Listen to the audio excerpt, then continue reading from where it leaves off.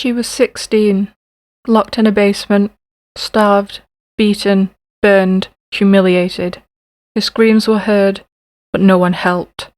And when it was over, her killers walked free in just a few years. This isn't fiction. It inspired a film, but the truth was far worse. This is the story of Sylvia Likens.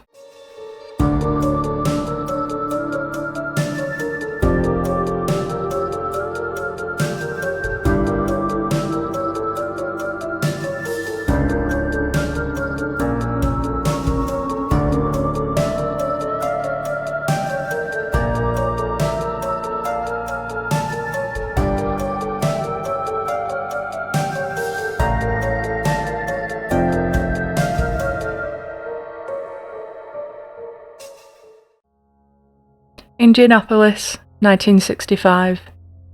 The Likens family was used to struggle.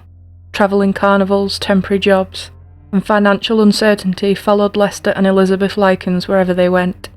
With 5 children, they did what they could to survive. Sylvia, just 16, was the middle child, polite, caring, and beautiful. She looked after her younger sister Jenny, who wore a leg brace from a childhood bout of polio. But when their parents couldn't make ends meet, the girls were left in the care of someone they barely knew, a local woman named Gertrude Borowensky. Lester paid her £20 a week. It seemed like a solution. It was a death sentence.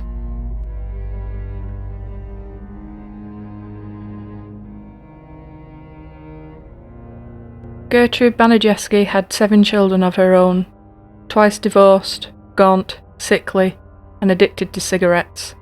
She was barely holding it together. But appearances were deceiving. Beneath her tired exterior was something much darker. At first, Sylvia and Jenny shared meals with Gertrude's children. They played, laughed, even attended school.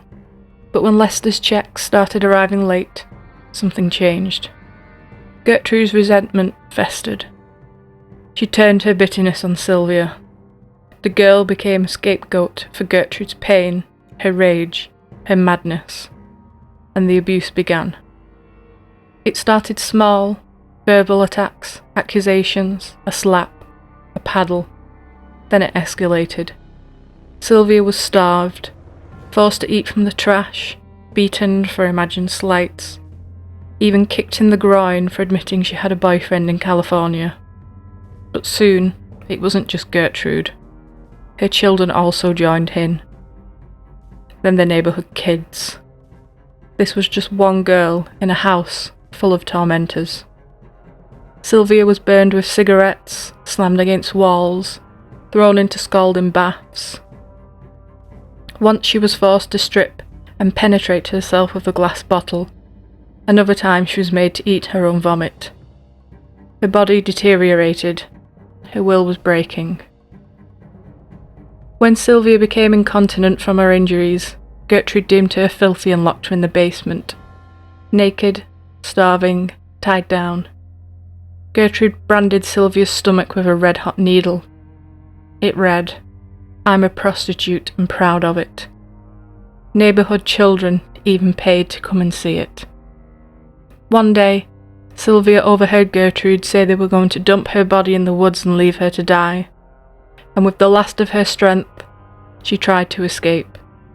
She made it to the stairs, but Gertrude caught her and beat her so severely with a curtain rod that it bent at right angles. Sylvia screamed for help. She banged on the basement walls with a shovel. Neighbours even heard her screams, but when the noise stopped around 3 a.m, no one decided to follow up the noise. Another neighbour saw Sylvia's injuries. A school nurse visited the house. Gertrude said Sylvia had run away and was dirty. The nurse believed her. Even when Paula, Gertrude's daughter, bragged about the abuse to neighbours, no one acted. Sylvia was dying in plain sight, and the world looked away.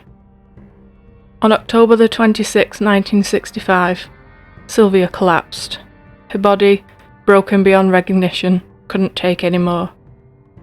Gertrude screamed at her, thinking she was faking, but when Sylvia didn't move, Gertrude finally sent a child to call the police. Sylvia was dead, naked, bruised, burned, lying on a soiled mattress. She had over 150 separate injuries, 100 cigarette burns, her fingernails were snapped off, her genitals had been mutilated. It was one of the most horrific cases of childhood abuse in American history. When police arrived, Gertrude claimed Sylvia had been attacked by a gang of boys, but Jenny Likens, her younger sister, terrified and trembling, whispered to an officer, "You get me out of here, and I'll tell you everything." What followed was a flood of testimony and horror. In 1966, Gertrude Barowensky was convicted of first-degree murder. Life in prison, but justice didn't last. She was paroled after just 15 years.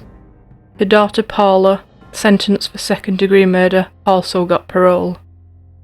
So did Coy Hubbard, Richard Hobbs, and John Jr., all children who tortured Sylvia, all released in just a few years. Sylvia died in agony. Her killers walked free before they even turned 30. If you enjoyed this true crime story, don't forget to like and subscribe and let us know what you think in the comments. Want to watch another chilling tale from the underworld? Check out these other videos on screen.